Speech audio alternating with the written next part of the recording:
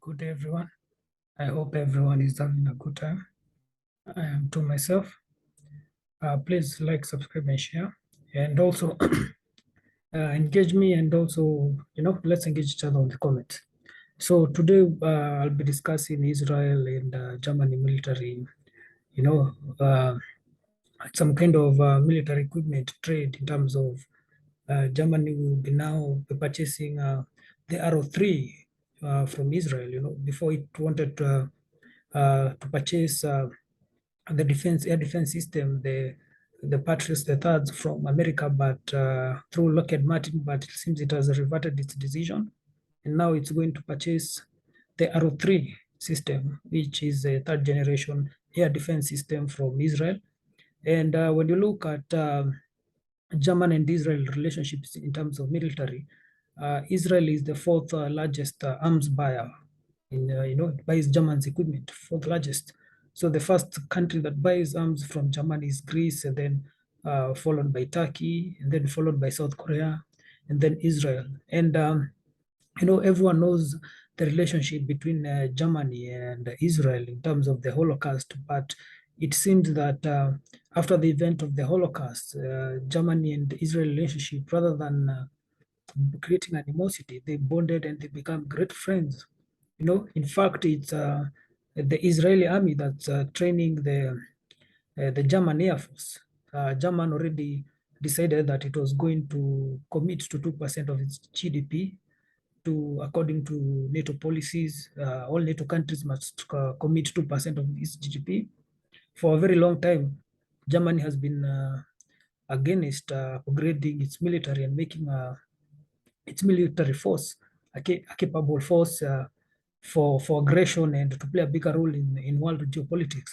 But because of the Russian-Ukraine war, Germany has decided to forfeit its long policy of diplomacy, of military reduction, and now to commit to 100 billion euros a year for its military. It's going to make German military the third most powerful military in the world in terms of funding, after America and China, and it's going to make the German military the most powerful military in the European Union. And with this move, we understand that the German military was very dilapidated. Its air force was down. Its military, its equipment, some equipments were very old. On the other video, I explained how, a German commander was saying when he joined the German military 30, 40 years ago, the equipments were 90% functional, but now they're 30 to 20% functional. So that shows you how Germany really moved away from a war-minded government, because especially after the issues of the Holocaust, they were afraid to show the world that they were rearming. But now Russia gives them a reason because the war is next to their doorsteps. And even if they are protected by NATO, Article 5 or an attack on one is an attack on all, they still can't depend on that. They still have to watch around for their own security. And so they've decided to work with Israel. And why is Israel being considered? We must understand the Israel position. It's in the Middle East. It has hostile neighbors. It has issues with Pakistan. Some people might not consider Pakistan hostile neighbors, but to the Israeli government, it has very hostile neighbors like Pakistan, like Iran, and so it sees it. It's active in Syria alongside with Russia and Turkey. So it sees that its neighborhood is it's very volatile. And so Germany has decided to work with Israel because Israel understands the politics of war, the mechanics, because it's always been at war and it's still at war and it is always planning ahead.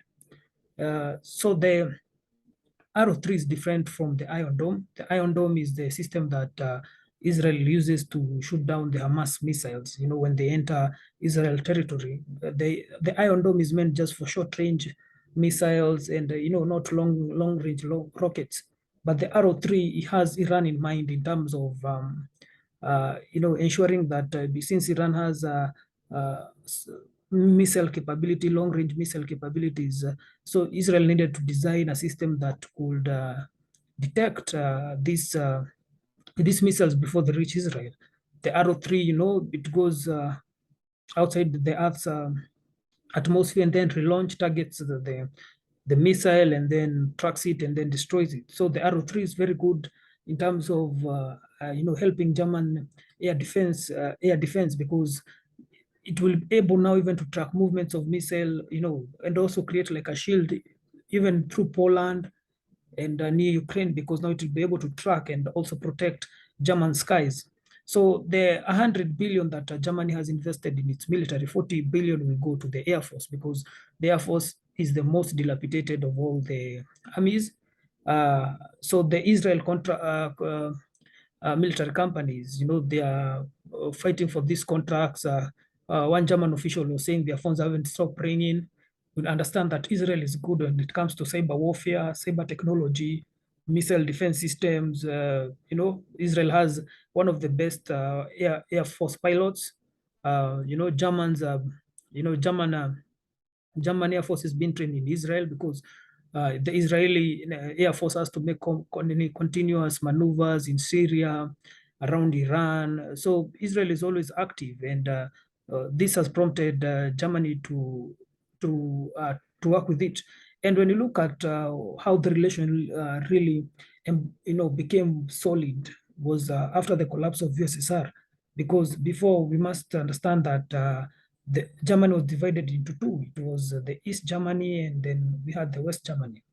The East Germany had a military, but the military was under the USSR. The West Germany had a military, but it was more of like a police force, just to maintain law and order. It wasn't allowed to go and do overseas war, overseas intervention. It was just in West Germany. So Israel was very reluctant in approaching Germany, because Israel was allied to America. So if it was to approach Germany, it was to approach West Germany. So it was very reluctant because of this superpower rivalry between USSR and America. And so when the collapse of the USSR happened, Germany unificated. So it was easy for Israel to approach Germany. And at that time, they had a deal. Germany supplied Israel with 4 submarines that, and the same year, the Gulf War was happening, so Israel needed more ammunition to protect itself. So Germany was very, very good in helping Israel with the submarines to protect its waters and territory. The subs had nuclear capabilities, and the relationship started developing there, because now Germany was seen as as a good partner, and we all know that German equipments are very high quality. And after that, they decided now to supply the fifth submarine to Israel. As we talk now, the biggest submarine in since German is being built in Germany, shipping yard since World War II, is being built for Israel, and it will be commissioned and given to Israel. And when you look at the relationship between Germany and Israel, you realize that for a long time it has been one transactional, where Germany has only been supplying equipment to Israel. But now, as we go forward, it looks like it's going to be, a kind of symbiosis relationship. You give me this, I give you this. We help each other. Like, because now you see that Israel is supplying air defense system, training German Air Force soldiers, and also just trying to create that warm relationship. In fact, German politicians are also hell bent on increasing and furthering ties with Israel. The situation of the Holocaust seemed to have brought these countries together. And, one scholar was saying that Germany is not, you know, Germany is not just buying equipment from Israel because of sympathy, because of Holocaust and all this. It's buying because Israel has proved itself as a very capable, uh, a very capable, I'd say, as a very capable premium producer of military equipment. The military equipment are battle tested, battle proven. So Germans are not just here for sympathy, just to purchase because of sympathy. They are here because they understand the quality that the Israeli equipment bring. And this now will ensure that going forward, Germany seems to be, will rely on Israel as one of the countries to buy arms from. As I said, when you look at the relationship between Germany and Israel, these days, even if you go to Israel, there's a lot of Germans. Tel Aviv hotels, a lot of Germans.